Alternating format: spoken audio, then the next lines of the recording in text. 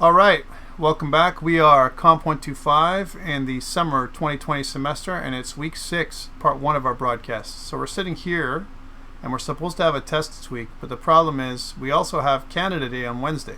So I basically would not be able to do all this plus Canada Day. So what I'm going to do is I'm going to move test 1 to next week. So test 1 will be week 7, okay? It's not going to be this week, week 7. I'll announce it. Most likely we'll hold it next week on Wednesday. That's when it'll be, okay? Not this week, Wednesday. So, and that's when it'll be available to you, Wednesday and on. You'll have a few days to get it done. That's why it's tough. It's gonna be less time. But more or less, what you're gonna have to do is you're gonna have to hand it in week, right? You'll get a kind of an in-class assignment. You'll hand it in week, and then you go from there. Okay, so that's what's happening next week. This week, just like it says here, what we're going to be doing is we're going to be talking about JavaScript and HTML validation and forms and all that kind of stuff, mostly around forms. This is going to help you with assignment number 3, because I'm going to give you assignment number 3 either the end of this week or the beginning of next week, so you have a chance to get that done. Again, we're on a catch-up type of assignment track to get you caught up with the rest of the groups. So you have assignment 3 ready to go as well. Okay, so without further ado, let's get going on this. What I'm going to start with, first of all, week 6 PowerPoint is up on eCentennial. It should be available for you guys to see. If you can't see it, please let me know. There's also this stream, which is happening right now. So there will not be a stream on Wednesday, because Wednesday is Canada Day. I won't do that. If I do record anything extra, you'd have to watch it, and that means extra work for you guys. So I'm not going to do anything but this stream today, which is why I'm not doing a test this week. Okay. Let's get moving and grooving on the rest of the stuff. So the next part is we have this lesson from last week, COMP125, M2020 lesson 5, and I want to make lesson 6. I'm just going to copy this here on my desktop. So this, copy, paste, and what it's going to do is it should create, let's try that again, copy, paste, and what it should do, this is what it should do, is like last time it copies it, but remember we have to copy all the node modules. This is why it takes a little longer. Now if you're okay with waiting, it's not a big deal, but the node modules comprise of 95% of all your files right now, because node modules are pretty big. Last week we also talked about GitHub pages, as well as publishing things online. So remember that one of your requirements for your assignment this week is to have everything live. And also the idea that you're going to publish things and show me a little video. This is the first video you're going to do for me.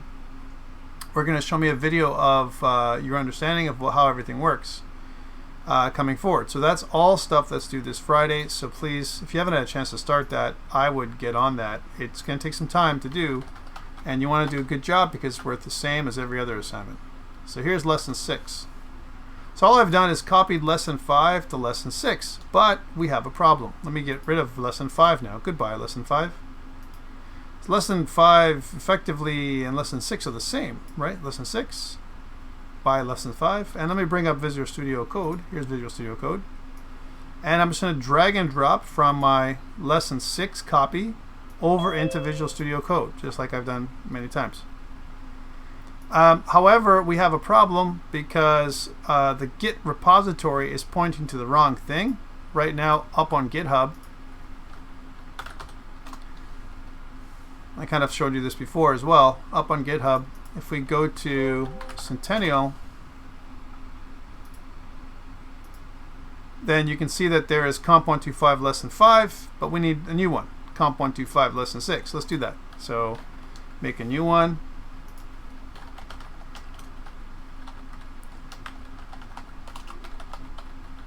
And lesson 6. We want to make this public, not private, and we want to create that repository. So now we have a new repository, but it's empty. And I need to point the repository that is here, right? This one. I want to point this one to the new one. All right. So the way to do this, I'm just going to go Control Backtick. Again, guys, please put up your hand if you have a question or you want to slow me down.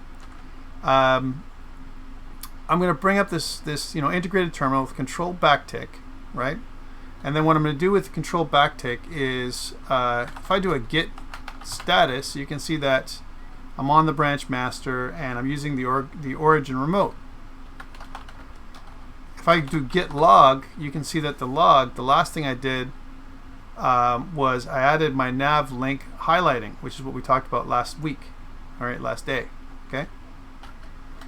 So now I want to remove the origin remote because remember there's a connection from our local machine to GitHub, but it's pointing to the wrong place. I've just made a new repository. I don't want to keep pointing to the same place. I want to point to the new repository that I just made. So first step 1, remove the remote. Git remote, remove origin. And what this does is it gets rid of that connection. There's no more connection called origin. All right? Now if I go back to my GitHub repository, there's these 2 little lines of steering code. I call them steerable directions. Like these are just like copy paste, right? If I copy these last 2 lines of code into my terminal by right-clicking, only right-clicking, the first one is copied and executed. The second one is copied and ready to be executed. If I press enter, it's literally going to execute everything. And now we have our repository pointing to the right remote, which is pointing to the repository that I just made. If I go here to lesson 6 and refresh, now you're going to see everything from before. And now there's some things I have to change. I've just pointed everything. I want to change this to say lesson 6. Okay, so I'm going to change all this in a sec. But the first thing I do is point it over here. First thing. Second thing I'm going to do, right after I've pointed this over, make changes to this, right? Now before I get there, I'm going to copy this link to eCentennial, so you have this one up online. So create link. So this is GitHub link for week 6. Okay, so you'll have this link up on week 6 as well. And this way you can follow along and code along with me. And if you weren't here last week or somehow your code looks way different than mine, just download everything from this link right here. Just download and start from scratch from here. So that way you have a starting point. You don't have to have everything from like 2 weeks ago. Okay? All right, so that's this. So this is where we're looking. But again, you can see that it says lesson 6, but there's some parts of it that are lesson 5. Let's update these parts in Visual Studio Code. So I'm going to go to VS Code. I'm going to click the selects. So we lower the terminal. We can also do that with Control Backtick. I can toggle the terminal on and off. Control Backtick, like we talked about before. And inside of my README file, readme.md, you can see that these things have to be changed. I'm just going to change this stuff here to lesson 6. Okay, just so that it says lesson 6. It says client-side scripting instead of client-side web development, but you know what I mean. Then the other thing is package.json. That's got to be changed. I'll close this off. That's got to say lesson 6. This got to say lesson 6. I'm just doing this to be for completeness. I mean, I don't really have to do this, but just so that we're up to date and stuff. My index.html, we had last week, we split off our site into, we created a 5-page site. And we made an index about me, contact me, products and services. And each link has its own title right now. And so far, everything was working great. I'm just going to save everything now. So I made some changes, and I'm going to continue using the command line. I'm not going to use GitHub that's built in. You could do this too. You could also use some kind of UI like Git Kraken. You can use source tree. You can use whatever you want as long as it works and you have commits up on GitHub. So if I do git add dot, that adds a snapshot of my files to something called the staging area we've talked about before. Almost like a preemptive area, a place where we've marked a bunch of files that we want to add to the commit. The next part is actually making the commit or making the snapshot. So first we add files we want to add to the snapshot. We're saying, okay, I want to mark all these files, which is in our case everything, anything we've changed. And the next part is actually making the commit. Git commit -m, and then we'll call it what it is, which is updated project settings. So this is what this does, is it kind of updates. I'm just giving a general message that says, hey, I've updated everything for lesson 6, you know, kind of thing. That creates my new commit, and then I'm going to push it. And if I do that, then it pushes out to my remote, through my remote to the origin, to the master branch. And now when I check back on GitHub, and if I refresh, we're up to date with all the changes, and we've got our commits. Notice that if I click code, it shows us that we have 10 commits. This branch, however, I have to tell you this, that this particular repository has not been pushed on GitHub pages. Has not been pushed. Let's push it to GitHub pages. Remember, I'm going to show you this one more time for those people who had issues with GitHub pages. So I'm going to go to settings. I'm going to scroll down, and where it says GitHub pages, I'm going to choose my master branch here. As soon as I do that, it immediately starts to publish the master branch and make it into a online web page. Okay, so it takes a moment or so, and if I go back out to this, the way to tell is this little check mark right next to my repository name. So this one right here, this check mark. If I look at also under settings, and if I scroll down again, GitHub pages will also give you this link, right? And you can test your link if everything works right here by just control clicking it. And if everything works, you should see something that looks like this.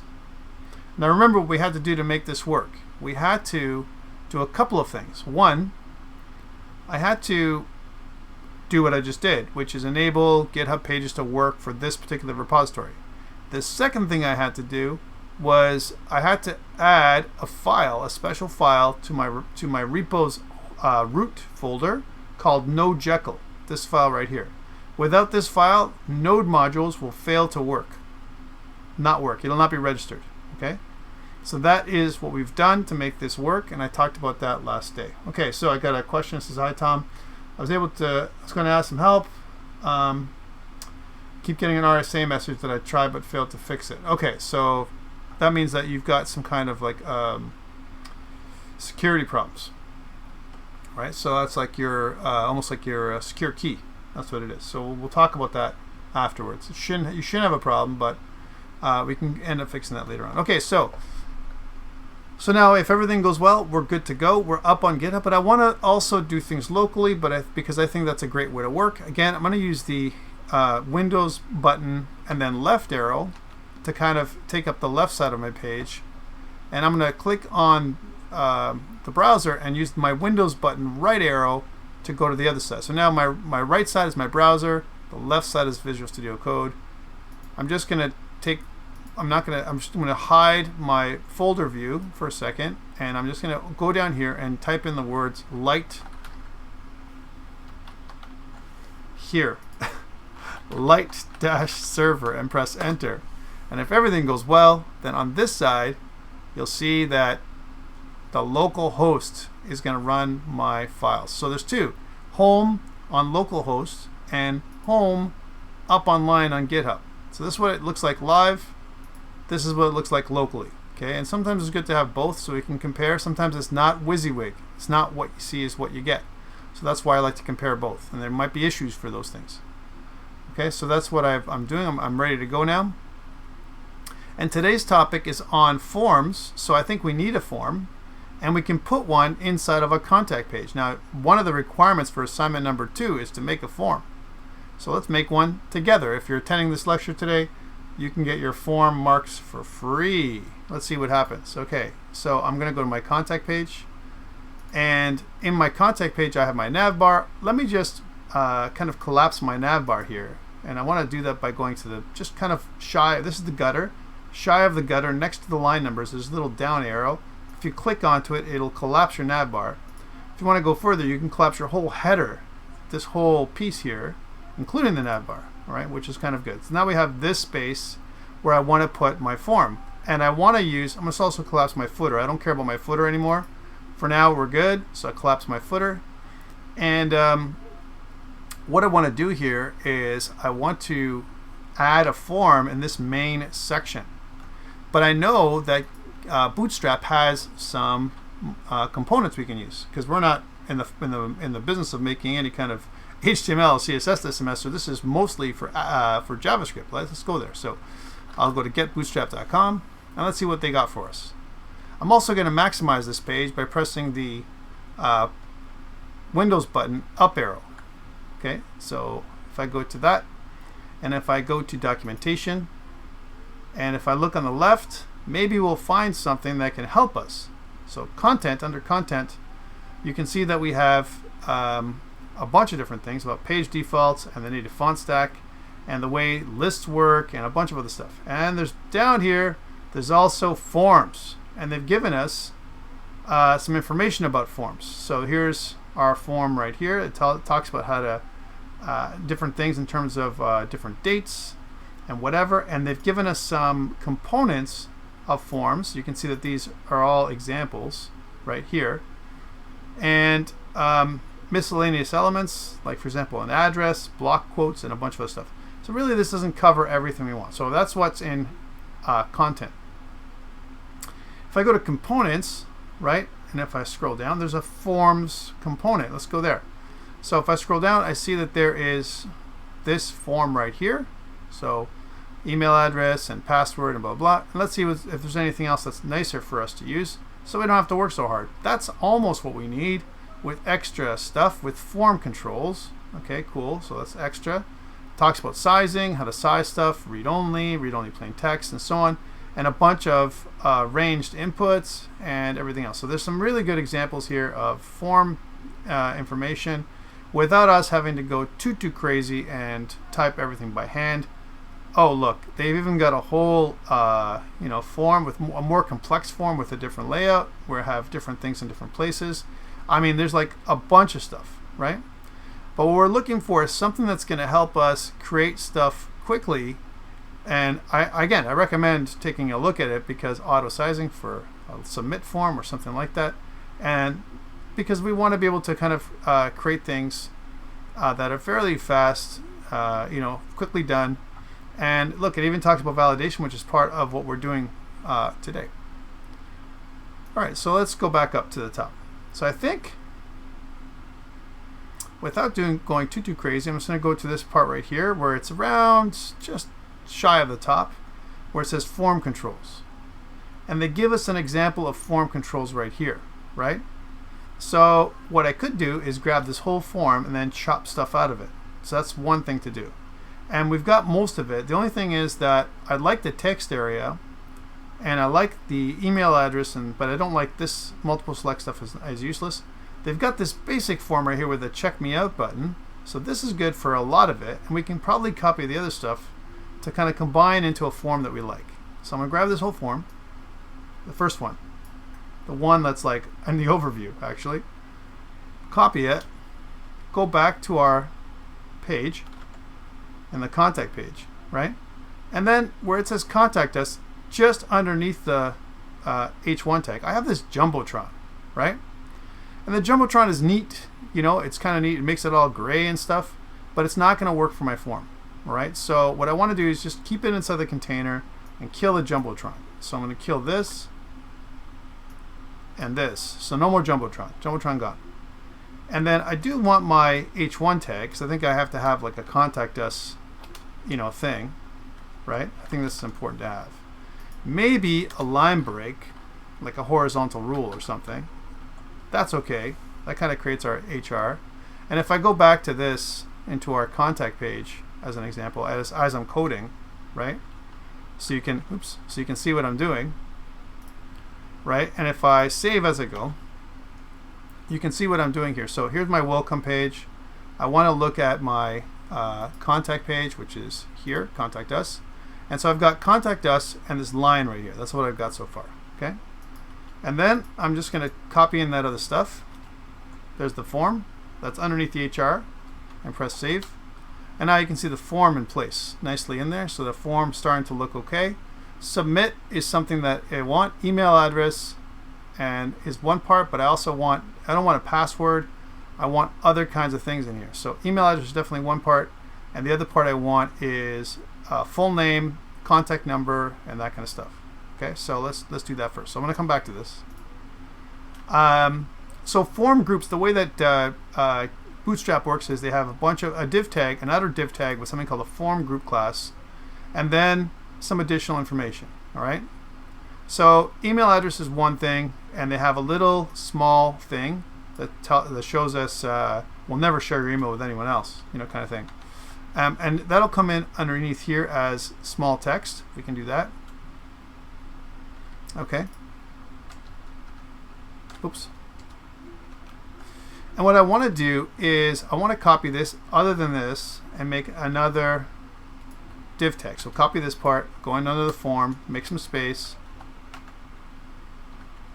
and then paste it in there. And now instead of an email address, this will be full name. You can also do first name, last name. In fact, let's just do that. Let's do first name. So someone's going to have to enter their first name. And then the label is important, all right? Because what's happening is this. I'm asking for what for. For points to the input. So a label and then there's an input. These are almost like a pair of controls, okay? So we have to give an ID for the input. The ID is going to be the name of my variable. So for example, my first name would be the thing I want. So I want to say first name. Okay, so that's the thing I want in there. I also want to have not just the ID, but also the name, a name attribute, which is first name. Okay, so first name is the ID of this input line, as well as the variable name, first name of this thing. The area described by is for accessibility, and we want to put in, again, the same thing, first name, so that to help people that have with low light vision and that kind of stuff, the screen reader can go through and it'll say the name of this form field, first name. Okay, I don't really need this instructions, that's for sure. So I'm going to get rid of that. And what I also like to do, I'm just going to extend this thing, so put it on the second line here. I'm going to say that I want some kind of like default text, right? So it's called placeholder.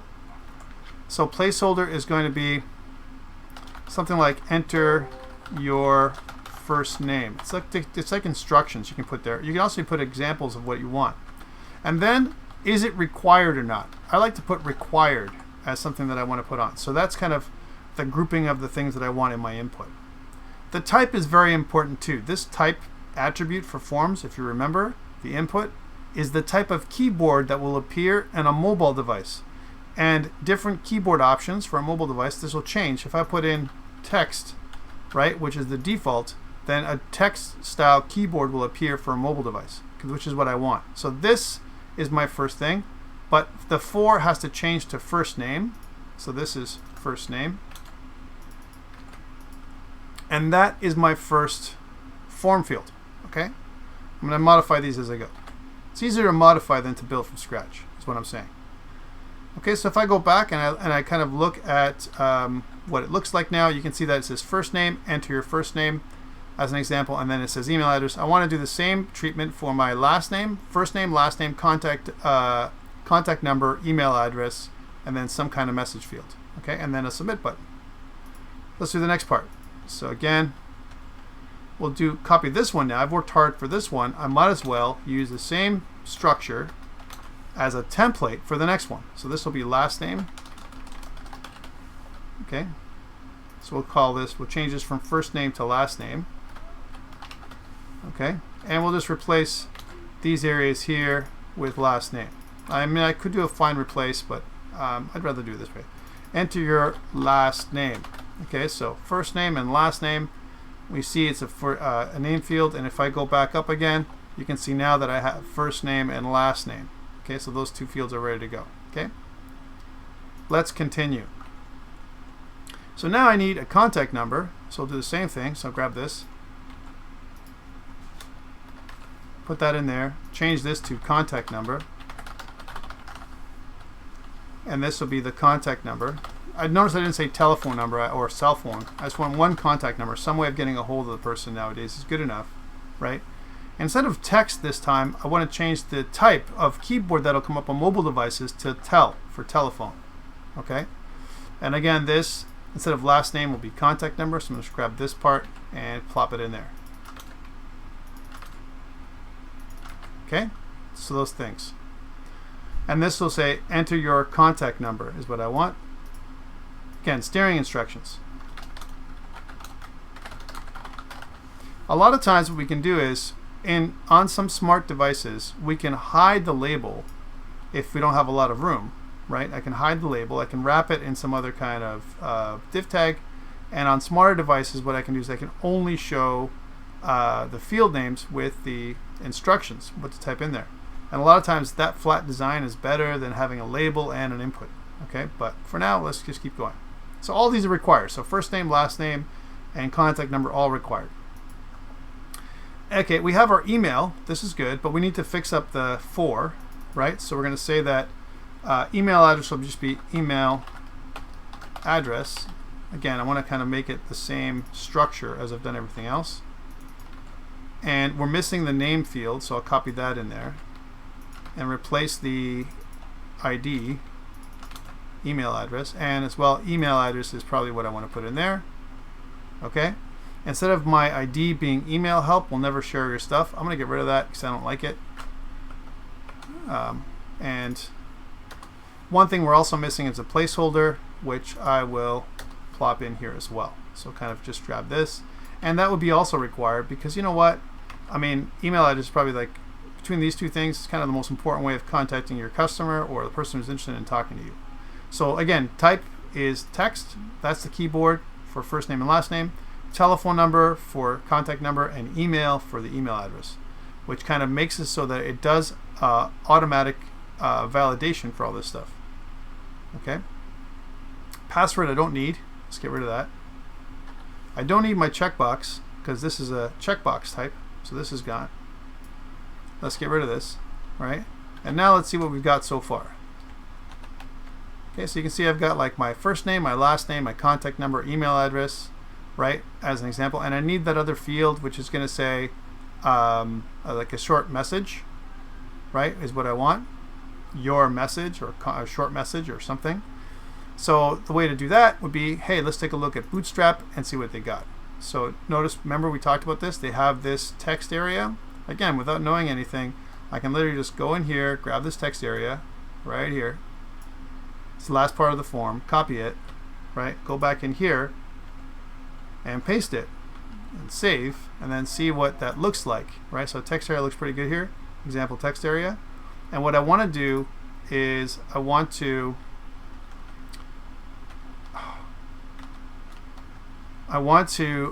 put all the same kind of things that we have in place. So again, this would be short message. So your message, whatever the message is, but the ID is going to be short message. So short message. Again, you could do whatever you like here. You can call it whatever you like. I think it makes sense to me with my naming convention. Okay, so you have to make it work for you. So again, short message. And I like to put, if I'm going to use ARIA descriptors, I might as well use them for all of them, right? So I'll put that near the end, and we'll call this short message. Okay, now, question, should it be required? No, it's not really required. I mean, if I get this other stuff, I think that would be optional. So if I don't put the message in, we'll leave that as not required, okay? So again, type. So text area is this, and we've got all this stuff, but text area is by default, has a default type of text. All right, so we don't have to put anything in there. All right, and now that I've done that, it will look how I want it to look, okay? How does this form work right now? Well, if I try and submit right now, it's going to say, please fill out this field. Why? Because I've put in requireds in those places. So if I say like Tom, and then I go submit, you go to the next field. Please fill out this field. So my last name, click this, it'll say please fill out this field, contact number. And if I put 416 or anything, it'll be cool. It'll be happy with that, and it'll go to the next field. So there's no validation here. Next field, all I have to, if I put like something like, you know, Tom and press submit, that's not good enough. It'll say, hey, you need an @ symbol. So if I put Tom @ and press submit, it's not good enough. I need some kind of a second part following the @ symbol. So if I put tom.com and if I press submit, that's good enough. And that's not great. Okay, so that's some stuff that it comes out of the box. HTML5 forms validation that does give you some form by default. Okay, and notice that the message didn't matter. Okay, so that's what it does when it comes to forms. So I think it's pretty good. I'd like to change the button from submit to send. So that's just me. So again, I'm just going to change it so it says send. Hey, and it would be awesome if we can have a little symbol that's alongside this thing for send that is like, you know, from Font Awesome. So let's go online and get some Font Awesome stuff. So again, we'll look here. We'll go Font Awesome. I mean, we have it. We might as well use it, right? So look at icons. And let's see what it says here. If I go email, so they have a little message, which is pretty cool. So a little envelope, square, we can send these things. And let's see if there's something for send, if there's something different. So yeah, that's pretty cool. Share, a share button. So I mean, this is a share button. File import, right?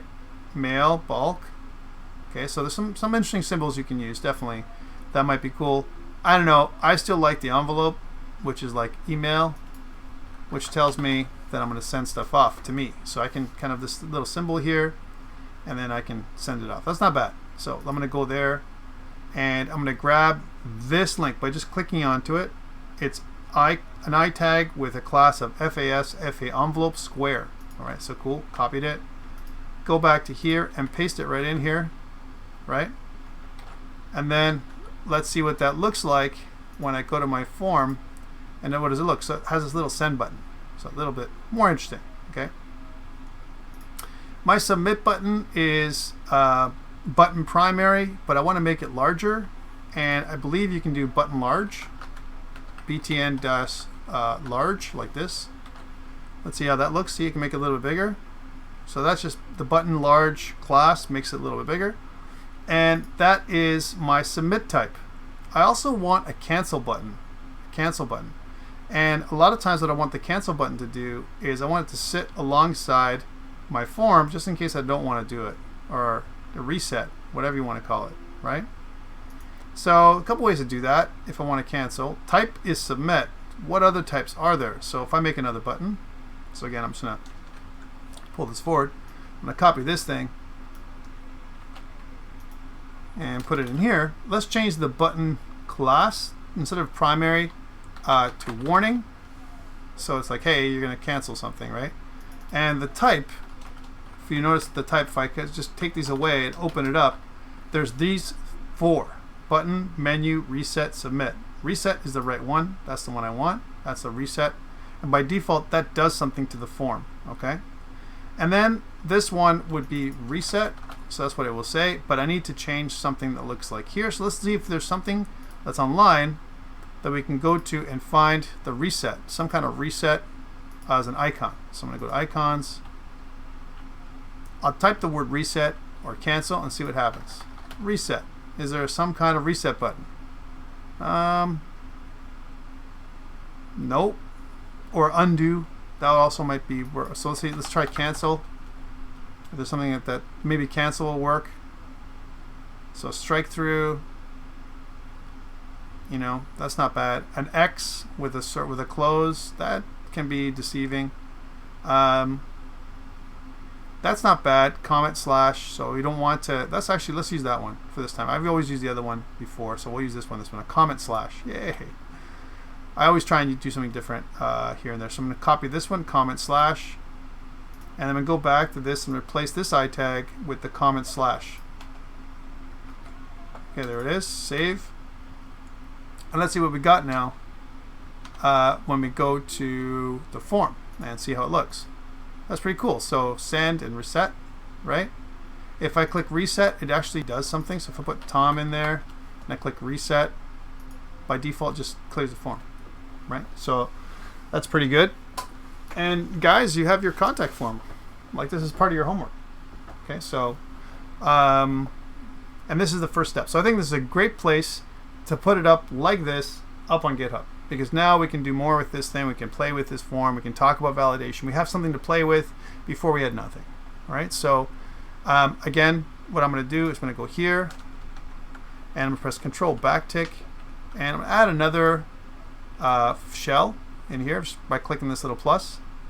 And from here I can just go, all right, hey, so I'm going to say git add dot, which adds everything to the staging area, git commit -m, and I'll say added form to contact page. Okay, git push. You don't have to even put origin master, as long as it knows there's a default connection, which we do. You can just do git push, and that'll work as well. And that does its magic. Okay, and it's up online for you. So if you want to follow along, you want to grab that form instead of you making it by hand like I just did, go ahead, grab that form, and then copy paste it into yours. All right, contact.html. Now, one thing I'm asking you guys to do is make sure that your forms and colors and everything else, don't just send me back my own stuff. If I see my forms and my structures or whatever coming back at me without any kind of, like, I don't know, changes, you're gonna lose marks. Okay, so there, I mean, I've given you the structure, but you can definitely change the orientation. You can add in other things, you know, put some thought or some kind of effort into it. All right, so here's my contact form works. Now we want to connect to this contact form, and now I'm going to go to the PowerPoint and talk about the topic of today. So basically what we want to do is some kind of we want to customize this HTML validation stuff. So remember, by default we've just seen default HTML5 validation in play. Okay, that's what it did. None of it, it's not completely great, and there's some stuff we can do better. So the way it works is there's something called a form object, which is a form in an HTML document, and that's what it is. We know that form is actually something we can access, right? And a form has different properties. For example, autocomplete. If it's set to true, then it'll remember the last things you put in. I don't recommend auto-completing anything. I don't think you should put that in, not even for email, or sorry, for username and password. I think it's a bad practice. It's more secure and a little bit more headache, but more secure when you do this. Okay. The other thing is that there's different kinds of events, right? A check validity event. This is actually in JavaScript, right? The submit button submits the form. The reset button resets the form. And then when you submit, when you actually do the submit part of the form, form.submit, it actually submits the form without the use of a submit button, which is kind of cool. So that's pretty cool. And these are different common elements. We've actually just used most of them. Well, 3 out of the 4. Input, a select, or 4 out of 5. Select? No, input, text area, and button. Those are the 3 we used. Okay, 3 out of 5. And then other things. Autofocus returns true if the HTML autofocus attribute is set, indicating the element should receive the focus when the form is loaded. So I would like, when the form is loaded, that the first field, the first name, should get autofocus, which means we want to put this on. So again, going back to our code now, again, this is just HTML is what we're doing right now. So first things first. We just, remember, there's like the 3 phases, the 3 pillars that we talked about before. Okay, and I'll do a quick drawing about this because I think some of you don't know about this. So again, I have a really good user experience. I want to give the good user experience. So I have these 3 pillars, all right? So pillar number 1, pillar number 2, and pillar number 3. Think about these as pillars of a house or some kind of beams, if you, or sorry, you know. And then we have our user experience up here. Okay, so there's our user experience.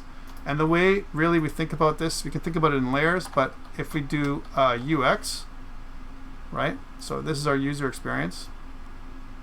And for having good UX, the first part is to have solid semantic HTML, which is structure. And we'll say semantic HTML. So that's the first part of our stuff, right? By the way, I'm going through this like this because some of you have emailed me going, you mentioned these things. Nope. You mentioned these things, and we never got that training when we did our HTML course. And I'm like, okay. So again, sorry. Semantic. Non-semantic HTML is the HTML that is bad. That is like just having a div tag. But it's much better to have things like a main, a header, a footer, those kind of things, articles. So that's the first pillar. So the first pillar holds up user experience. Without structure for semantic HTML, which supports the content, by the way, the one thing is, beyond all this, is like you have content, right? Without content, you get none of this, right? So the next part is your presentation layer. So that is your CSS, okay?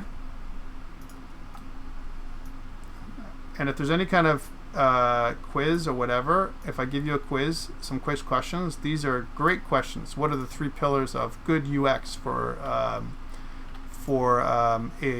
web design or web development? And the next part is, of course, behavior. All right, so that is your JavaScript. Okay.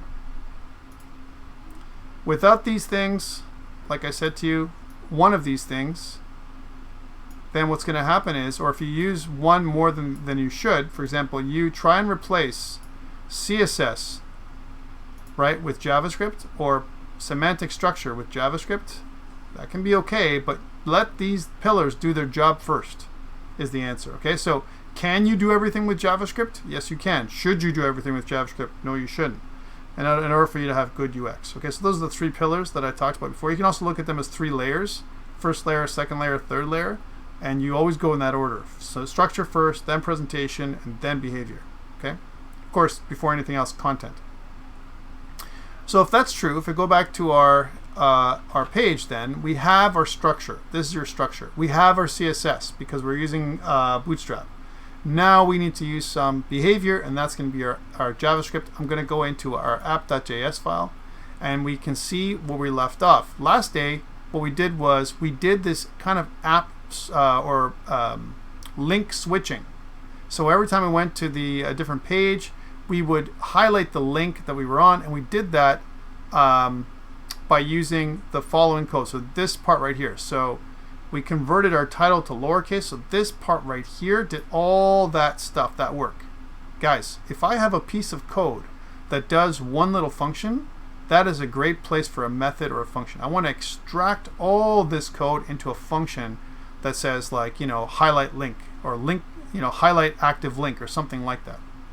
So if I do this and I right click, right, if I go to refactor, a lot of times it might say extract to inner function, extract function in the global scope. It doesn't really matter, right? I don't want to do it in start. Start doesn't make any sense. I want to go into the global scope here, right? So I want to call this function, and we're going to pull it back in a second. I'm going to call this function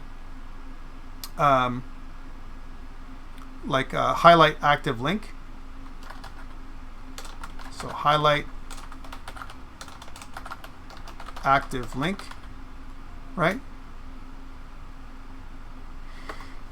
So that's what it's called, highlight active link. And it unfortunately puts my function down here. I don't want it down here. This is actually in the global scope, which is way outside of where I want it.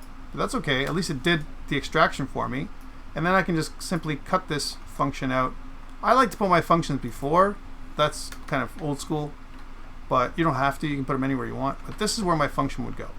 All right, so my function is going to go here. And you can see that now it's inside of this function scope inside my IFI scope.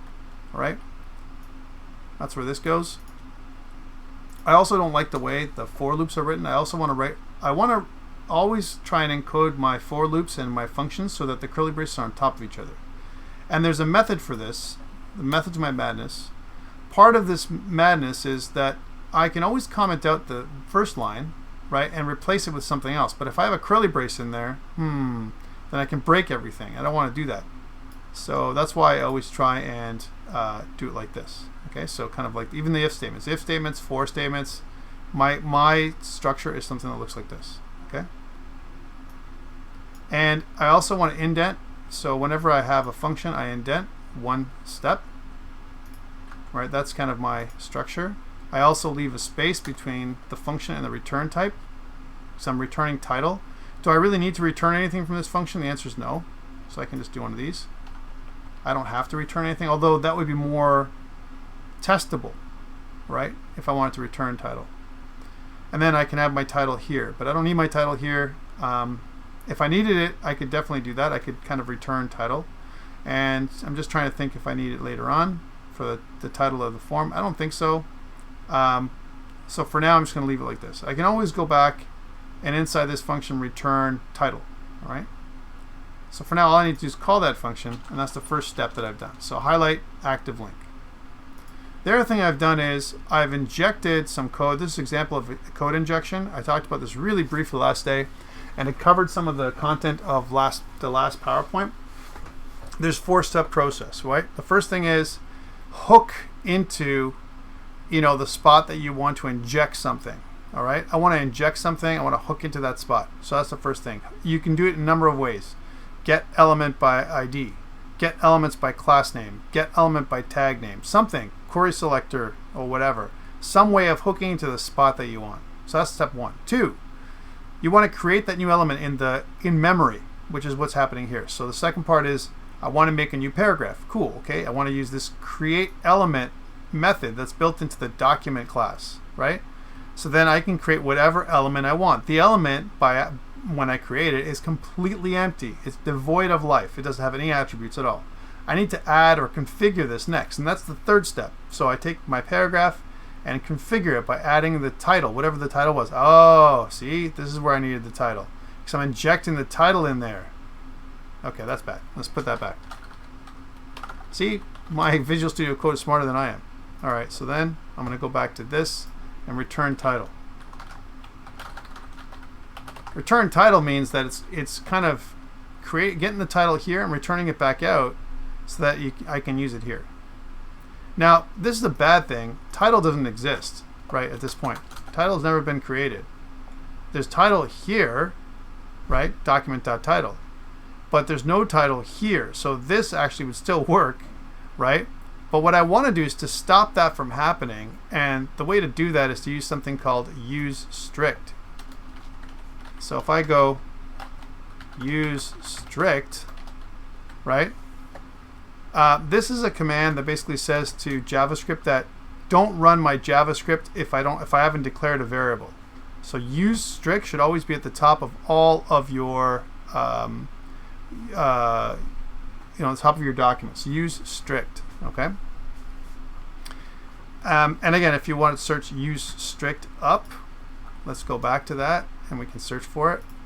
So if I said, JavaScript use strict, it talks about what this does. If you look at W3 Schools, and you should already know about it already, but it's a directive, and the way it works is you put it at the top of your code block, whatever that code block is, and this will fail now because normally, if you don't put use strict, you can do this, and it'll assume that you're using a var here. Okay, we don't want that ever to happen, so we're going to use strict in our entire document. Not just inside of a function, everywhere. That's the first line of every document that you have, use strict. And I should have kind of included that right away. But I didn't know if you knew about it or not, so I kind of left it till today. All right, so if that's the case, then this would fail. So let's make a little local variable called title here, where you're getting the value. Title will get the value of the string that's returned from this, right? And it knows that it's going to get a string because my highlight active link, it is going to return a string that we declare up here. That's kind of interesting. So it's good coordination between the things. So now that I have the title here, I can use the title here and inject it in. So again, step 3, configure or inject some data. This, again, we haven't really added it. All I'm doing is configuring this new element in memory. And then step 4, I'm injecting it into the Jumbotron. But what if what if the Jumbotron doesn't exist? I just take the Jumbotron away. It's going to error out when I try and do this on my contact form. So how to protect yourself? Check to see if the Jumbotron exists. So again, what we do is we put a little if statement at the top. We go if Jumbotron, right? And you want to put that, sorry, not there, here, right? If the Jumbotron exists, then you want to do all this stuff. So we're trying to hook into it. Do we get it? Yes. If the Jumbotron exists, then do the rest of the stuff. If it doesn't exist, don't do it because it's going to cause an error, right? Because we're trying to inject something into some place that does not exist, right? So we can grab all this and we can put it there. Okay, so that is clear enough. It should be clear enough for you because what this says is like check to see if the Jumbotron exists and then put this in. All right. So what this does is it just injects some simple information inside of the paragraph tag and creates it. This is just a contrived example to help you understand how to create and inject elements, right? And we injected the title, but what I can do instead of injecting the title is, I know this is not the topic of today, but we want to deal with this issue because if I do this and if I look at my page and if I right click and go inspect, it's the bottom of my page. I should not have an error now. Before, if I didn't do any of this work,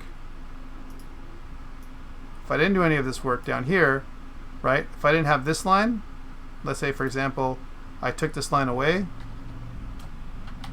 then I'm going to get a nice error, right? I'm going to get cannot read property append child of undefined because Jumbotron came back undefined in this form. Remember, we're using one JavaScript file to hit all of our forms. And if there's an element that doesn't exist in the page, well, that would be bad. Okay, so that's why we put this little check in here to make sure that there's no problem. And if I put that back in there, then it doesn't do that, but it does work on the other pages. So if I go back to home as an example, then it injects home. If I go back to about, it injects about. But if I go to contact where it doesn't exist, it doesn't inject anything. Okay, so that's how that works. All right, so again, this is a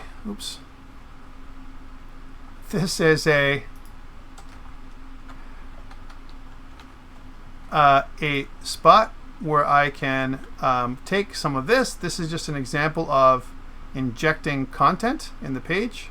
So, and I can also use other things in here. For example, I've got this paragraph tag and I'm injecting a title, but what I can also do is make another paragraph tag where I inject some string variables, which I've asked you to do for assignment 2. I said everything on the page other than the nav bar must use strings. Okay, so there's something we can use, which is a way easier way of doing this. My text content right now uses the title, and that's neat. I'll leave this here. We're not going to use it now in a second. I'm going to create a new variable that's going to, or maybe I can just put it in here. I'll show you. So what you can do is instead of injecting the title in my text content, I can use a template string. Remember, template strings are you start and end them with the backtick character like this. Template strings, right? What template strings do, they're very powerful. What I can do is completely configure a template string so it looks as I like. For example, I could do something like this. I could say that, so there's two ways to do the element. I can do this create element thing here, right? I could do that and then inject this element, this paragraph tag. And I can also add additional elements in here. But what I could do is I could literally type whatever I want. So this is an example paragraph. This is text. This is strings, right? As an example. And oops. And then here is the next line. Notice the spacing, right? So I got spacing here and a space here, right? As an example, and a space down here. Okay, so if I did this instead, and if I went back to my my home page, you can see that this is an example paragraph. Here is the next line. Notice that that didn't do anything, right? I mean, it literally just puts this wherever you want, but it took this entire string and injected it as text content. Now remember, there's different ways of doing this. If I change this to inner text, right, instead, right, then you can see that it actually retains the structure inner text. So there's a difference between inner text and text content. And if I change this to inner HTML, because I know people asked about this and I didn't have a chance to go over it with them, it keeps everything in line, but then with inner HTML, I can go crazy. I can actually do something like that is really nutty, because it's HTML and this is a template string. So what I can do is I can say, okay, hey, new paragraph. Okay, I'm cool. I'm a paragraph tag. But I can even go so far as saying, well, this is cool and all. I can do this, right? But I can actually inject inside my new paragraph. I can append a new object like right in here. And let's see if I can do this for you to show you. So I can kind of do one of these. And inside my Jumbotron append child, what if backtick characters, I actually put in some HTML like this. I can write my HTML that I want with backtick characters and then grab this stuff and put it in here. And then how would that work, right? So that gives me an error, because it says, I tried to execute append child on a node, parameter 1 is not of type node, because, and that's what this does. This create element thing creates a node to do all this. So yes, this would work, this no.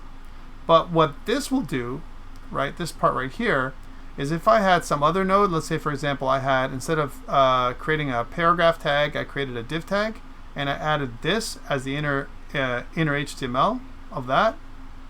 So let's say, for example, I'm going to undo these changes now, so because I don't want to confuse everybody, but I want to show you how another way of injecting content.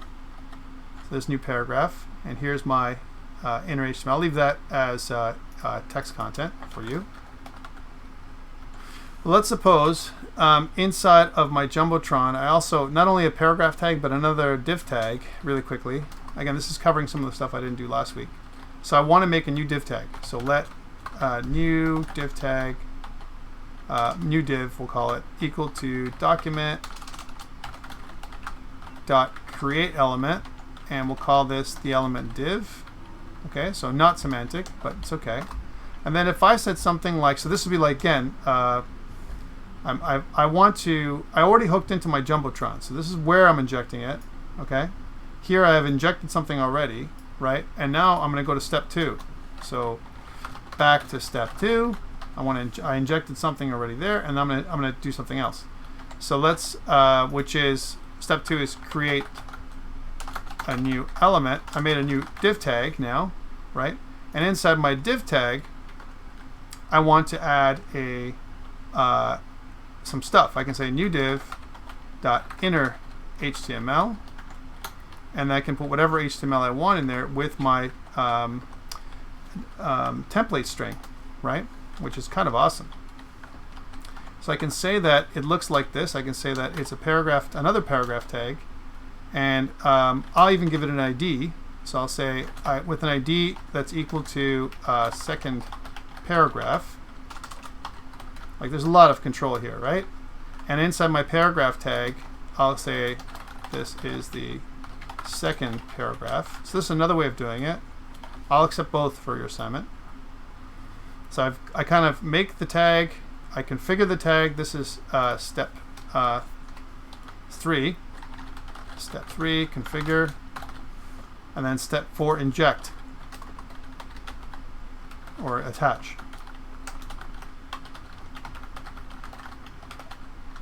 Okay, so here I'm attaching. So you can see that I can say Jumbotron, let's append child, this new div. And now, let's see how that works. Look, there's a second paragraph.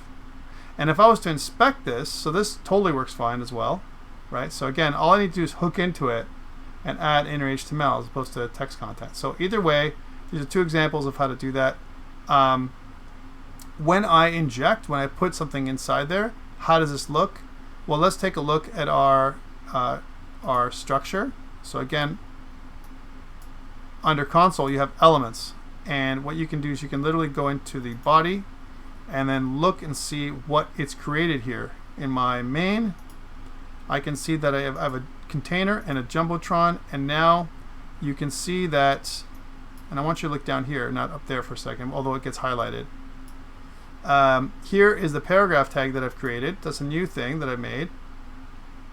Notice that the backtick characters added some detail that was removed from text content, so line spacing. Here though, it created second paragraph and all the line spacing was reserved, was kind of preserved in there. The one thing it didn't do is space it the way I wanted it, but it doesn't matter because at the end of the day it's exactly what I want. And even added the ID, highlighting it and everything. So it's pretty cool. All right, so that's actually the second paragraph. So actually an element that's inside of the div tag. In fact, you can do lots of elements in here. You can create parts of a page just by doing this. And because it's a template string, I can inject pieces of this in here programmatically. Once I've done things programmatically here, I have complete control of my DOM, my document. All right, so hopefully that's instructive enough for you guys to get things done for your assignment 2. That's what this is. But again, you know what? We're doing some stuff that has nothing to do with form validation, and I've just done this, which is, hey, let's check to see if here, and I want to inject some content into paragraph tag if the Jumbotron exists. So what I want to say is inject paragraphs in Jumbotron. That's what this is going to be called. So I'll go down over here, and I'll just highlight this whole piece. So again, from here all the way down to this yellow tag, right? I want to get this out, and I want to right click, and I'm going to go to refactor if I can. Here's refactor, and it says, what do you want? I want to put it, for me, I want to put it in the global scope. It doesn't really matter, but I want to put it in the global scope. And then now it's called new function. Let's call this kind of add paragraphs to Jumbotron. That's really what this is, right? So, and then it's not going to return anything this time because nothing to return. I want to definitely grab all this and reformat it so that it's formatted correctly. Unfortunately, when it does this for me, it formats it in its own happy way, but it makes me unhappy when it's formatted wrong. I just want to format it right and grab all this, cut it, and then go before this form, this part, and paste it. So now I have another part in there. So there's my function. Okay. So why am I doing this? There's a method to my madness, believe it or not. There is, I swear. And what I want to do here, what I want to do with this part right here is I can use code folding again. So I can fold this, and I can fold this, and now you can see that this comment actually belongs in here. That's like step 1. All right, but now everything is there, and I've reformatted my code so I can start doing my other work. So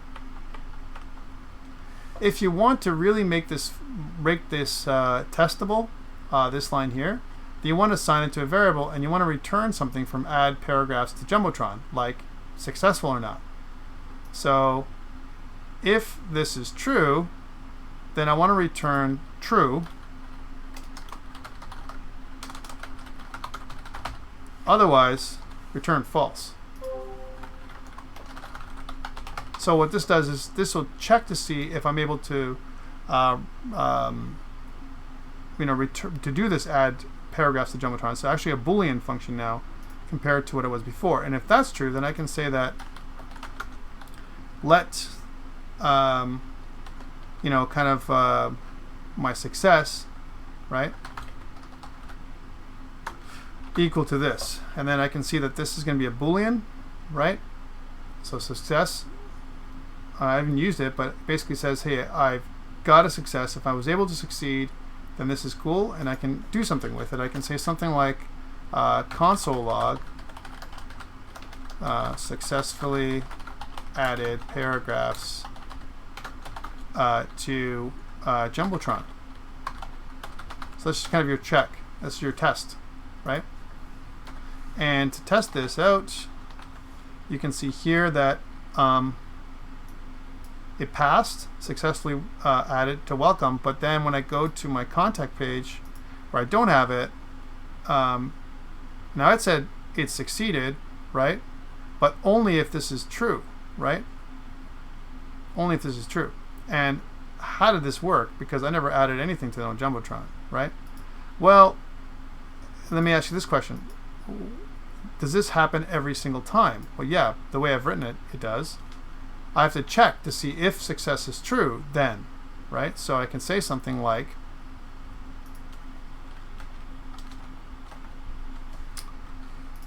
so let success equal to this, right? And I can say that if, I could write this in one line too, but if success, then do a console log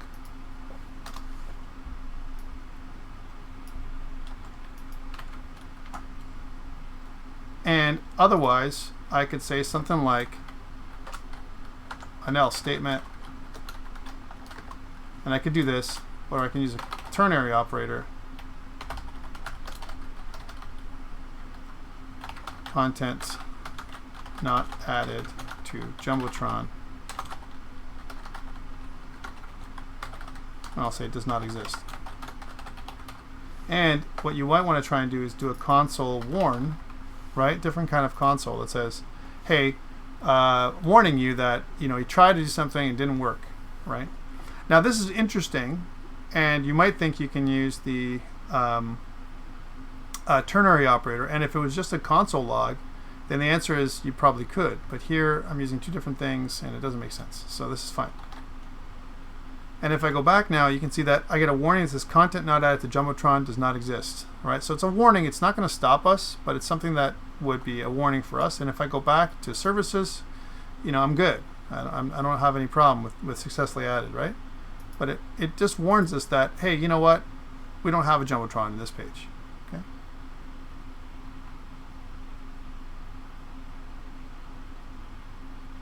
So that's true. So the question is, the content will be added to all pages where the Jumbotron exists. You're correct, right? Because this particular time, this thing here is just, if I look at the Jumbotron function, what it does is it gets elements by class name.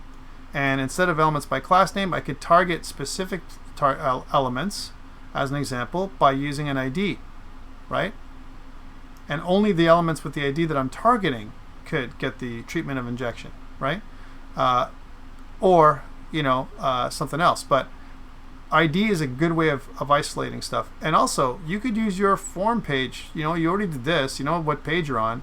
You could use a switch case statement to say, okay, if I'm on this page, then target this element. If I'm on that page, target this element, and whatever.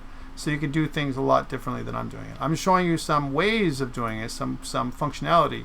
But you could do it many different ways. So you would add content separately for different pages. And you can do that by targeting the page that you're looking at and injecting content. Okay, we need to get to this other part now because it's form validation. So we want to search for a form, right?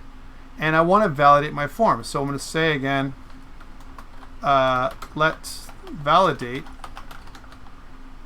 equal to this, validate form function. So we can say let form validated equals to validate form. I'll do it the other way around this time. So I'm going to have a function called validate form. I don't have this function. We'll write this function now. Okay, so we'll say function validate form. It will return true or false. For now, we're going to say that return is false, right? And we'll do the same trick. We'll say that if form validated, right? And we'll just copy these lines here. And this tells us we can probably use some kind of message and inject like a success or failure message, where we can create a function that does all this for us. So that's really good. Would be cool, totally cool to respond, right? Where we succeed or fail depending on what the, basically it's a test. Did it succeed or fail, this test, right? So we send in a value, Boolean value, true, false, and then the message, right? Message for true, message for false, and then we can have another function that does all that for us. Anyways, but for now, we're gonna just copy this part again. And again, whenever you see this, whenever say, let's copy it so it's the, kind of similar, then in your mind you should say, is there a better way of doing this where I don't have to copy stuff over and over again? All right, so again, if form validated, then we'll say successfully validated form.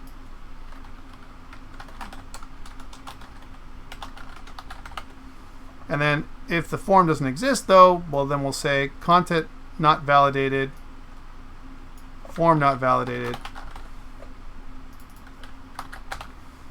does not exist. Because maybe some places won't exist, the form. In most places, this form won't exist, right? So for example, if I just did this, and I'm returning false every single time, then every page will have this warning that says form not validated does not exist, okay?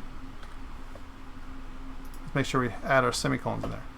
So if I go back to my page now, you can see that indeed I do get this form not validated does not exist on even the contact form, because I never checked to see. And if I go to the other pages, then I only get one of the warnings, form not validated, but I don't get an error, which is the most important thing. I don't want errors on my page, okay? Let's go back to this. So I want my form to be validated, and so I'm going to do some work up in here inside that function. So now I've prepared myself. I've prepared by having a function that actually can validate the form and return possibly true when the form is validated. Okay. So next up, let's go back to the PowerPoint, and notice that we want to make our form autofocus. I forgot to do that. Let's do that. So I'm going to go do that on the form side. So contact.html. I want to add autofocus to this input, this one. Okay, so I'll say autofocus. Okay, because that is definitely going to take the focus, autofocus. And I also want to select this input as well, right? Now there is no selected, right?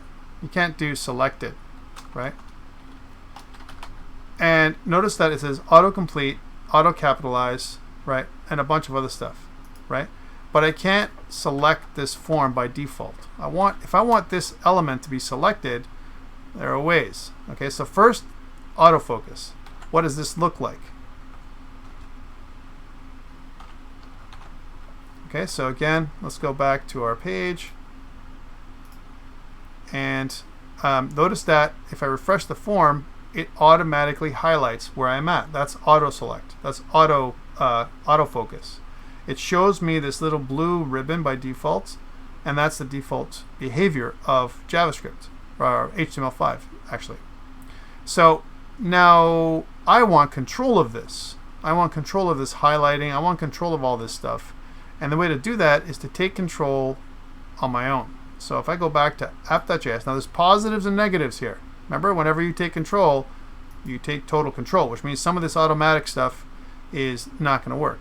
And the way to do that is I need to control the form. I need to get access to this form, right? So I'm going to do this first. So I'm going to say that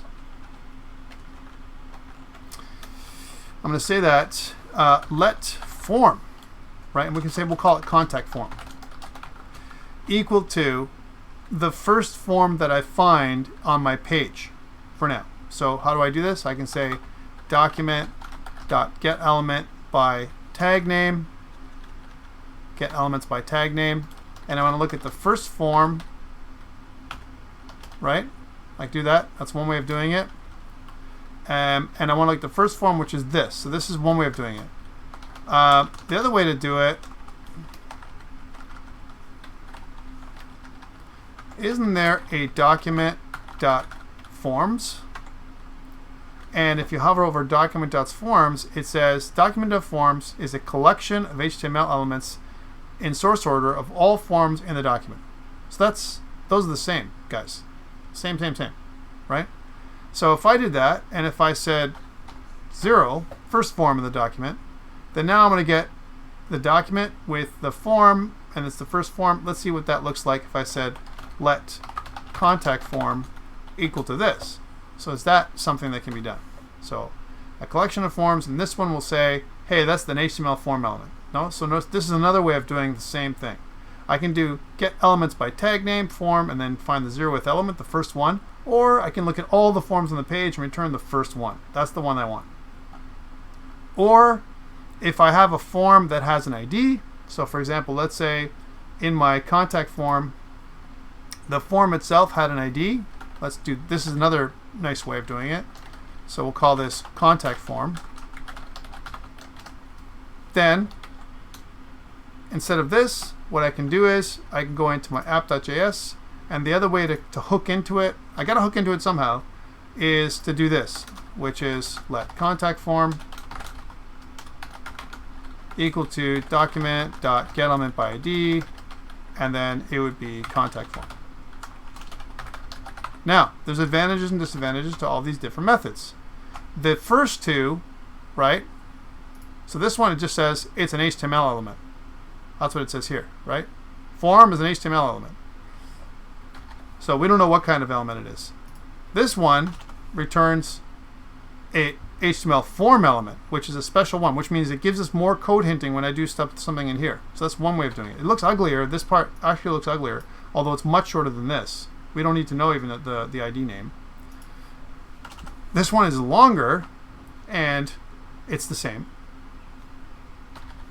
And there's other ways too. For example, I can use, this is review, I can use query selector all, or query selector. So form, contact form is equal to document.query selector, this one. And I want to look for the form in the document. And again, if I did this and I hover over it, you can see I'm getting an HTML form as well. So any of these methods hook into the document. Which one is the best? It depends on what you want to do. But I'll tell you that I don't want to use this one as much, even though it seems to be easier, because it only returns one, because I don't get the right code hinting afterwards in VS Code. So this is okay, this is okay, and this is okay, and they return the exact same thing, these three, right? I want to use this one, right? Because this one's the built-in, it was forms, was made so that because documents have forms, and I can search for the specific one, okay? By the way, you can say that if document.form0, you know, as an example, forms, if this, you can loop through all the forms as well this way and search for an ID. That's why it's good also, in addition to having this, to have an ID as well, okay? Both. So you can specify if there's more than one form on the document. For example, a search form on the nav bar and a form somewhere in your contact field. So let's not do these.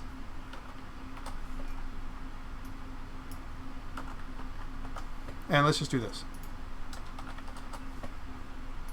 But they're the same. So now that I have access to my contact form, I know that's what it is. Next stage is what do I want to do with it? Okay.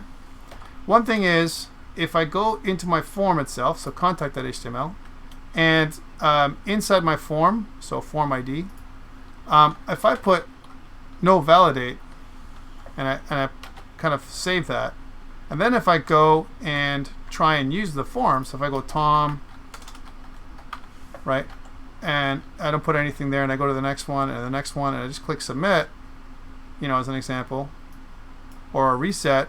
Reset works, submit even works, even with nothing in it. Why? Because I've said don't validate. I don't want you to validate with HTML. I want to validate on my own. That's what this does. So you can do it with HTML. No validate does that. Basically it says that the form is not validated when submitted, and this is attribute is not specified, and therefore the form is validated. Default setting be overridden by form no validate, right? Okay, so that is definitely one way to do it, no validate. Okay, the other way to do it is, so no validate means ignore validation, ignore default validation. This way though, if I just did this and save, validation is on. Form validation is on. However, right, What I could also do is prevent default.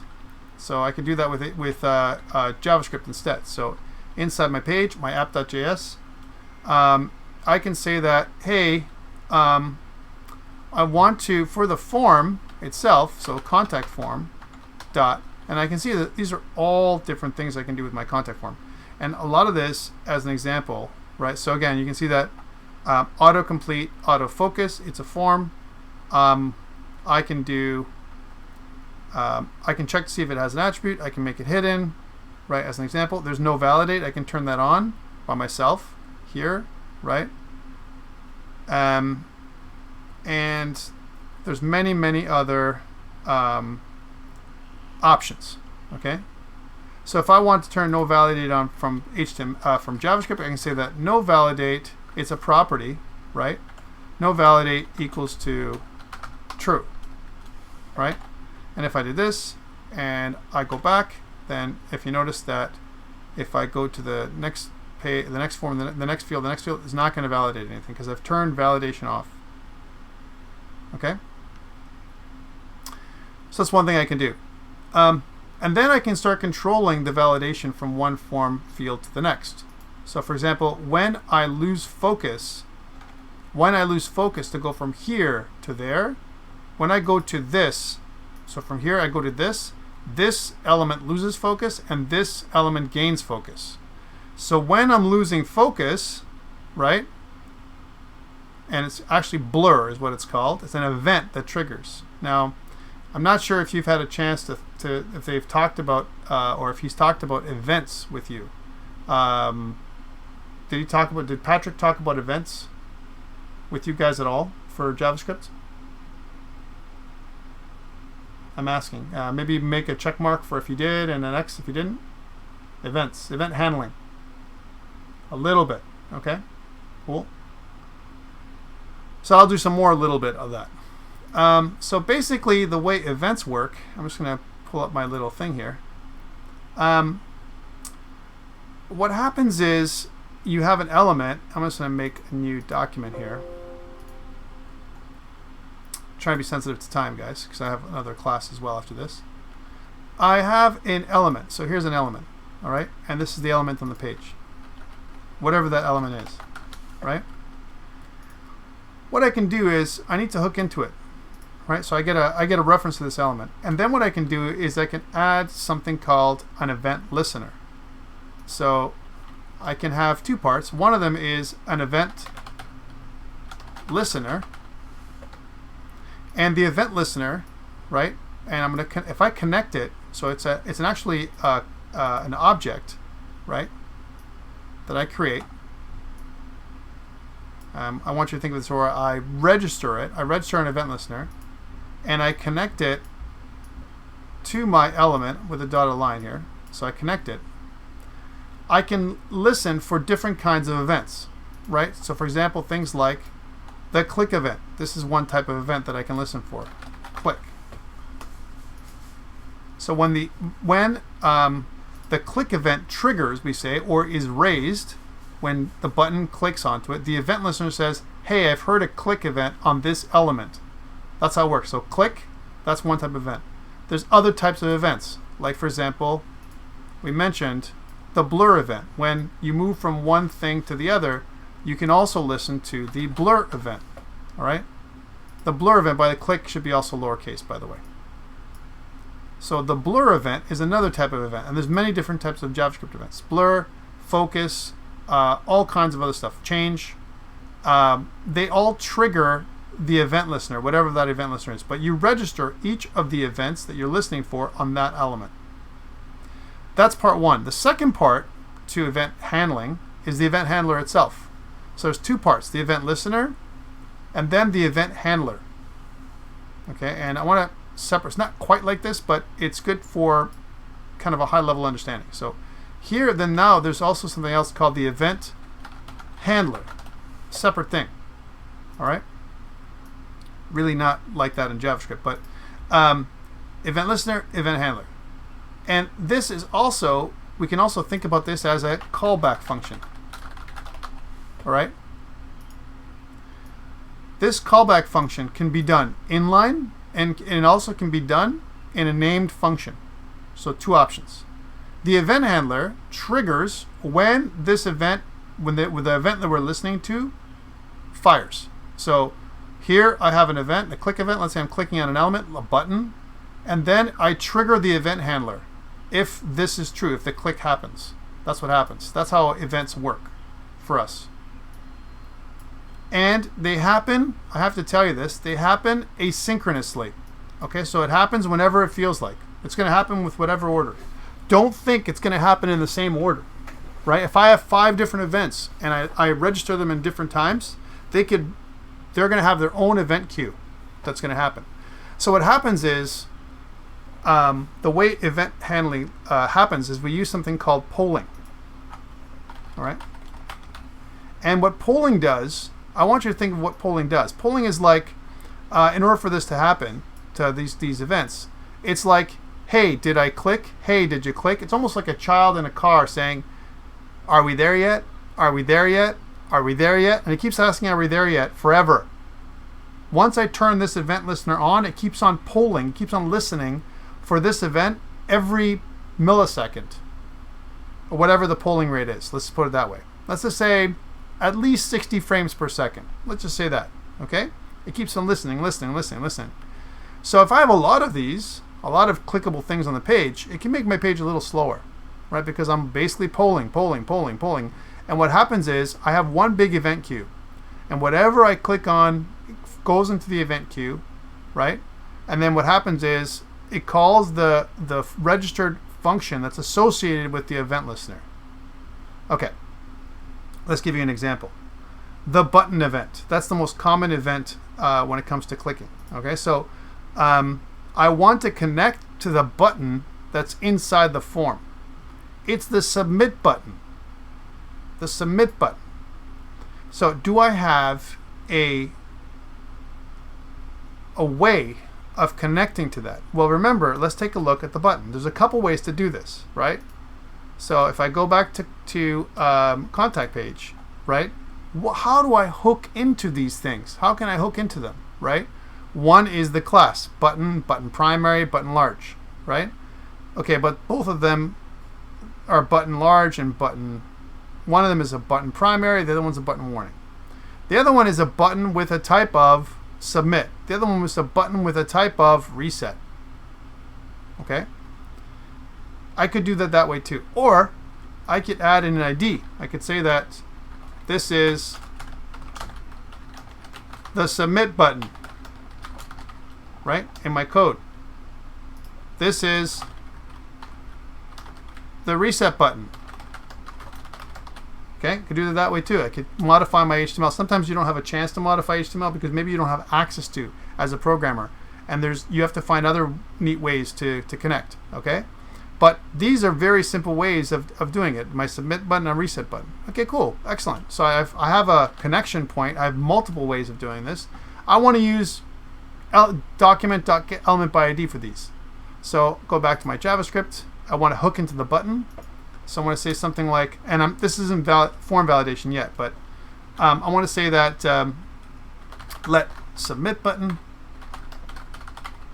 equal to document.getElementById, and we'll call this submit button. Now we don't know that this is a button. Okay, just letting you know this. We don't know this is a button.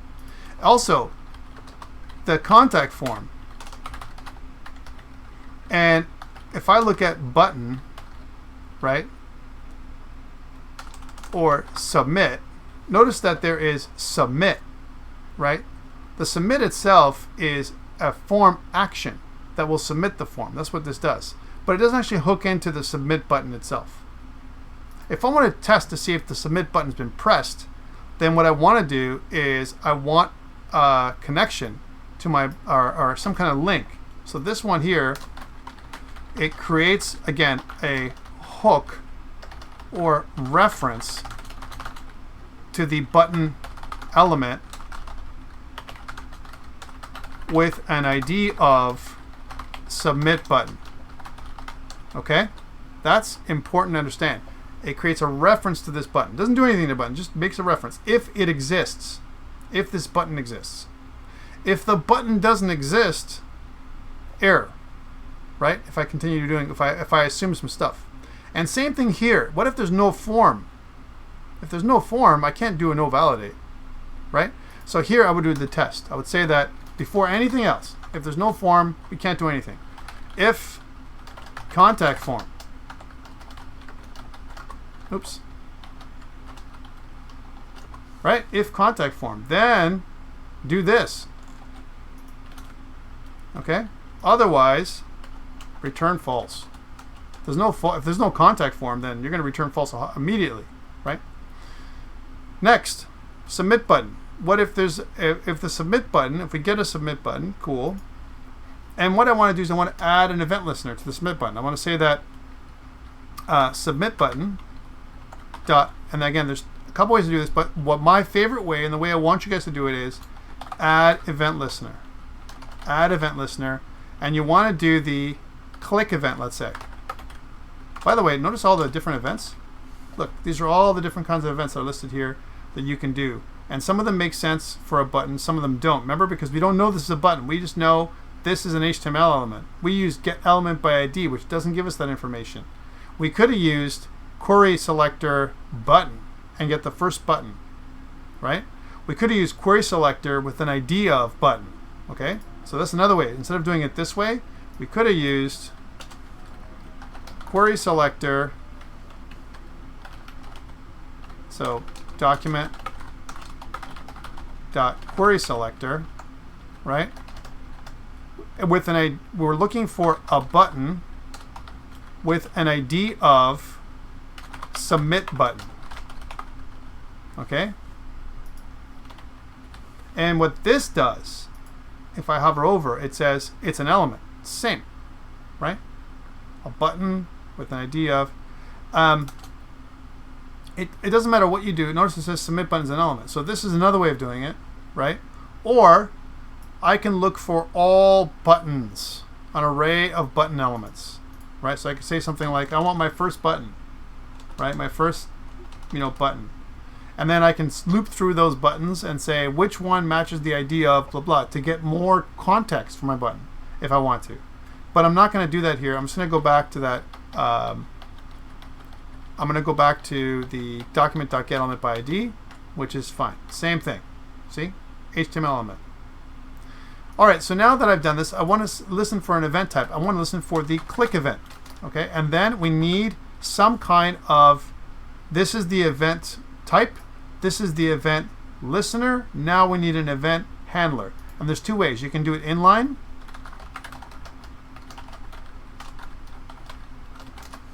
old school, right? Or new school, fat arrow function. Those two ways. Anything that's in here is going to trigger when this event is triggered. Click event. Let's do that. We'll say button is clicked. Let's see if we even get anything. Console.log, and we'll say submit button clicked. Okay. Curious. Do you think this is going to work? Check mark for yes, X for no. Or it's going to, what do you think? Do you think we're actually going to be able to see this inside of my page in the console window? Check mark, I'm going to see it in the console window, submit button clicked, and X if I'm not going to see it. Be careful, it's a trick question. Well, let's see what happens, right? Thank you for your feedback, for your responses. So if I look through that, let's take a look at this.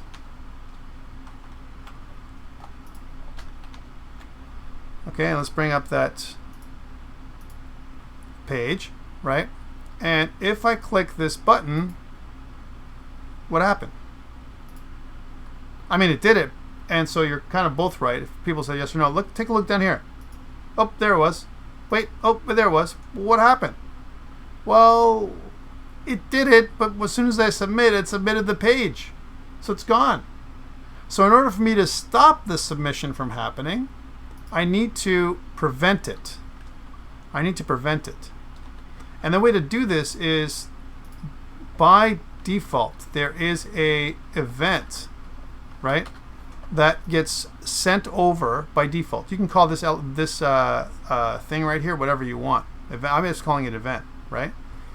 But the event is something that I can call like this: event dot prevent default. Okay.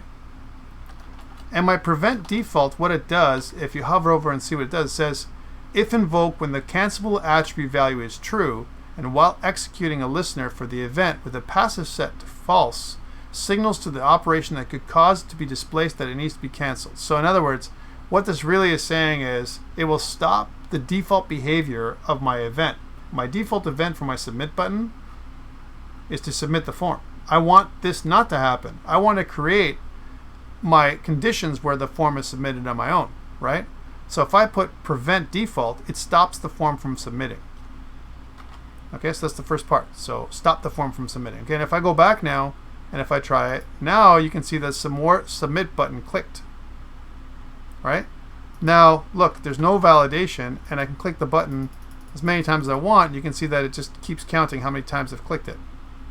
So this, my friends, is an example of an event listener and an event handler callback function that's inline and using a fat arrow function. I could have rewritten this with an old school function format, inline, okay? Or I could have made a named function that says, like, you know, submit button click event, right? Like another function to call. Here I'm just doing an inline because I'm only ever going to go to this once. No other function is going to share this function, so therefore I can make it inline. It's more accurate this way. All right, so if my contact form then no validate is true, cool. I get access to my submit button. I know that I have a submit button. I don't have to worry that I have as long as I have a contact form, I have a submit button. So this is good. I click the event. That's excellent. And now I can start checking to see if all those things are good, right? And I can start checking to see if different things have happened. So one thing I can do before I click my submit button is I can check to see if my name field, as an example, my first name field has a number of characters. I can check the length of my value, right? So I can say that, and here's one of the things I can do. I can say if, first of all, I need to hook into it, right? I need to hook into all these things. Each one of these fields, look, take a look, right? I've got my contact form, and now because I've got IDs for each of them, ID, I can hook into each one of these things to create a connection, right? Let's do the first one for you, first name, okay? So I want to go to the first name, and when I lose focus, so on blur, basically, if I go from here to here, and if the first name field has less than, let's say, 2 characters, because I mean, you could have a name like Al, right? Or, you know, I don't know, Bo, as an example, or something like that, right? If I have less than 2 characters, then a single character for a first name is no good. I've never heard a name of like a single character for a first name. Maybe you guys have, not me. So what I can say is if the length, right, of my value, right, because I'm going to get a value for this thing. If my length of the name, right, name.length, because name is going to be the variable, ID is going to be the ID, and value, which I don't have here, and by the way, I could make the value equal to something, that's the incoming value of my ID, right? So let's try this out. Let's go back to app.js. I can say if, right? And again, I could go to we'll say let the name, so first name, equal to document dot get element by ID, right? And we'll get in there by first name. So we'll say first name. Again, advantages and disadvantages, right? If I wanted to get all the inputs in my form, right, then I would search for all the inputs. I would have access to them. Now we just know this is an HTML element. We don't know what kind, all right? Next, I want to add an event listener. Submit. So instead of submit button, we'll say first name dot add event listener, and then we're looking for the blur event, right? On blur, that's what this does. we want to get the event itself, although we probably don't need it. And we want to create an event listener for this. So when the button blurs, if I'm going to lose focus, that's what this is. If the length first name dot, and again, there's something called value, right? Val, right? So, or that text, right? Remember text content or inner text, whatever. Let's take a look at first. Let's see what the text content is. If I go first name console log first name. Let's just output this for a second. So if I go here and I just lose focus, so if I type in like Tom and I lose focus by pressing tab, then notice it says it returns this: input type text, class form, ID blah blah, placeholder this, and so on. That's what it does. Okay, but I want to get this value Tom out, right? So how do I do that? How do I get the value of an input, right? Again, if you don't know, you can always search W3 Schools as an example. So input value JavaScript, right? I'm showing you how to search for things because you're gonna have to do this. Input text value property. Okay, cool. And then notice that document.getElementById.value. Okay, cool. That's what I want to get is equal to, or I can just get the value. It says change the value of a text field, but what I can also get is get the value of a text field. So it does two things. Either it gets the value of a text field or it sets the value of a text field. One of the two. If I just go value, all right? So first name dot value, right? It doesn't give me any code hinting here because we don't know that first name is a input element. We don't know. We just know it's an HTML element. So here we get no code hinting. If I go back, and if I go back to this form, and if I go to put my name in Tom and press tab, now you can see clearly I got the word Tom in here. Okay? All right, cool. So that's cool. So if I go first name dot value, if my first name dot value dot length, if first name dot value dot length, if that is less than, let's say as an example, 2 characters, then guess what we're going to do? We're going to, it's going to be an error, right? So let's do, I want to spark up an error, right? But we also want to head back to the previous form. We want to set focus to my first name. So first name dot focus, right? And because, if you notice, focus is a it's an HTML or SVG element, focus, right? Notice I can't use set. There is no set. If I just go focus, right, like this. So if I go here and I put Tom, or I'm okay, right? It says uncaught, cannot read property length of null. Okay, this is bad. So first name, not node value. No, not node value, value. Let's try that again.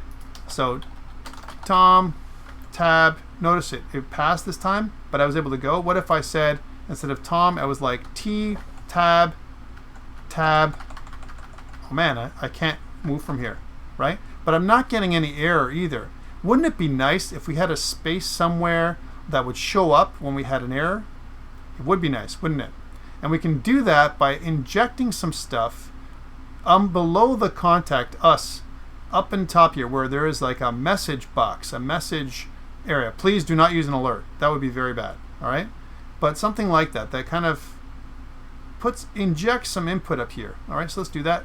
So in my contact.html page, underneath my contact us area, and before the HR, I can put in a div tag with an ID of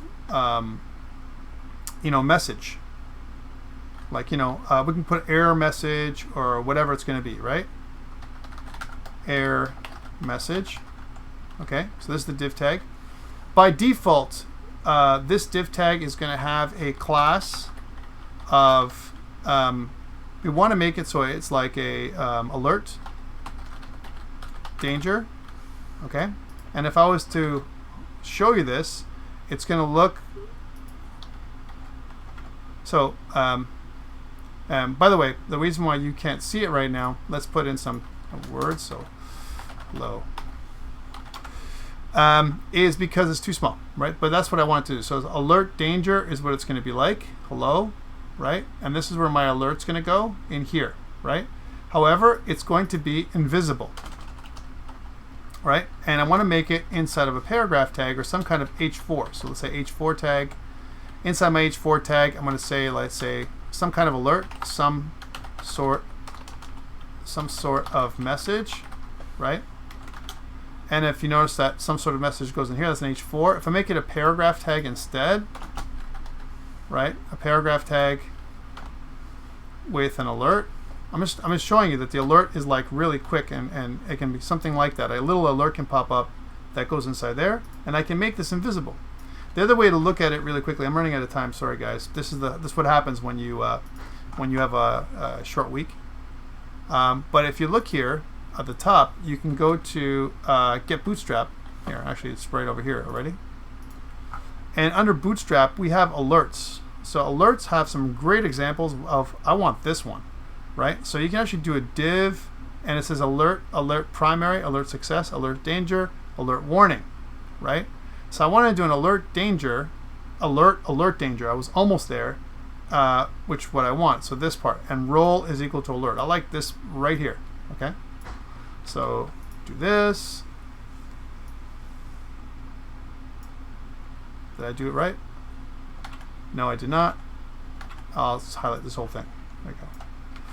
So if I did this, and if I say something like, you know, hello, just to show you what this looks like, and if I go back here, you can see that now it has this really nice box that tells me where I'm going to put the alert, and I can make this hidden by default. Okay, by default. So what I can do is, you can make it hidden. Okay, so there is no alert, right? And I can show or hide this upon error. So what I can do is I can go to app.js, and then if I have a problem, if this thing happens, I'm going to make an alert happen. I'm going to say that, remember, that that's the error message. Error message is this, the ID of error message. I'm going to hook into this a bunch of times, so it behooves me to make this a kind of a global let, all right, inside that little function. So I want to go here, and then as long as I have a form, I have access to this other thing. So let, and we'll say that's inside the form itself. So inside here, no validate is true, and then I'll make a little variable called error message. That's equal to document.getElementById, and we'll say that that's equal to error message, right? And when I have a problem, I'm going to make that error message become not hidden. So I'm going to show this error message, right? And how do I do this? I'm going to say that my error message, you can't just say like hidden, right? So easily, can you? Hidden is equal to false, right? So if I go back to here, and if I put T and enter, you can see that the error message comes back on, right? And what I can do here in my error message hidden is I can also change my error message. I can say that error message dot text content, right, is equal to, you know, please enter a valid first name with at least 2 characters. So with a at least, or a length of 2+, with a length of 2 or more characters. So a nice little message that gives me good feedback to the user. That's what I want. And you can see now if I type in T and then enter, you can see that it gives me like a little error message, and that comes up. So that's kind of good feedback for the user. That kind of shows up. And if I actually do this now, so if this is not true. I didn't get that. Could you try again? I didn't get that either, Siri. So if I don't do this, if this is not true, I don't want to put focus on it. I definitely want to make the hidden error message hidden. So that's true. So I want to turn that off. I want to say that the error message is now hidden, and I can move on. So let's fix this. So this is the little loop that we're going to do for every element. Every one of these I'm going to start validating. So if I go back here, I can do something like, okay, T-tash, okay, takes me back there. And then I can say, okay, cool, let's correct it, Tom, and now it's gone, right? So now it'll go away if everything goes well, right? So that's kind of a way of giving feedback, right, for each of the elements. And I can check that, for example, my last name as well. Now this is like the exact same way my last name would work, right? I got to hook into my last name. Let's just do that one next, and then we'll stop for the day. Okay, I'm so sorry I can't do all of them, but there's the PowerPoint is actually quite detailed. So last name. We'll try and get this a little bit next time too. I'm sorry too. Here's last name. So a thing with last name, and we can say that last name, if it's blur and the length is less than 2, as an example, then we want to do this, but we want to say that the last name is the one that is no good, right? Last name dot focus. We'll focus on the last name. Back to the last name is what this is going to do, and it's going to make the form invalidate itself until this happens. So you see that this is happening again and again. And guys, once you see this copying and pasting, what do we need? A function. A function to go and check to see if it's valid. So another little function that I would send this information to, right? And we're going to simplify this later on. First, remember, advice from Tom. First, make it work. Then refactor. Once we start refactoring and making it work, you're never going to finish, right? So first make it work, then go back and refactor afterwards, okay? So that's the first part. First part is this. And if you go back to the form now, and if you try it out, I can say Tom works, but what if I put an A, you know, oh, wait, what happened? How come it didn't validate my last name with an S, right?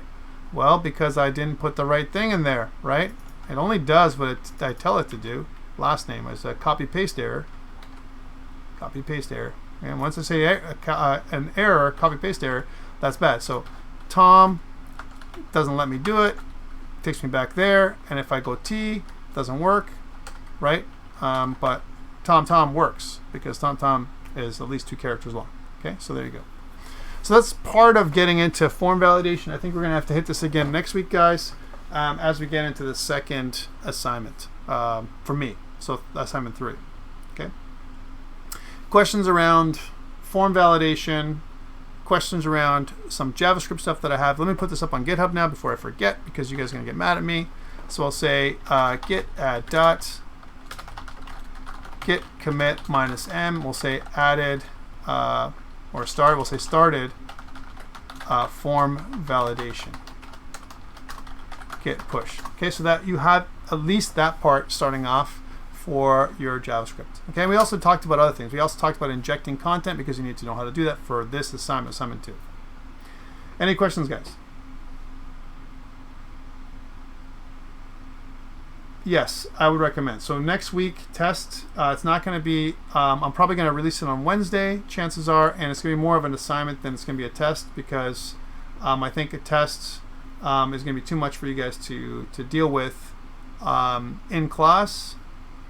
And also, since this week is a short week, we have a lot of other stuff to handle next week, and there's no way I can't sacrifice the class time, because we're missing a whole day this week because of Canada Day. I can't miss class time and then give you another assignment. So I'd rather give you an in-class assignment that's going to be due by the end of the week. That's for your test, and then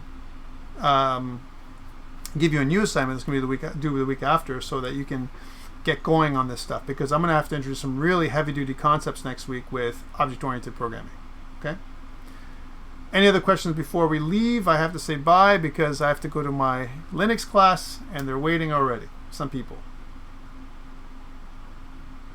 Thank you so much, guys. Remember that the stream is live, so you can always go there. There will be no class on Wednesday. I'll see you guys next week. Take care. Good luck on your assignment 2.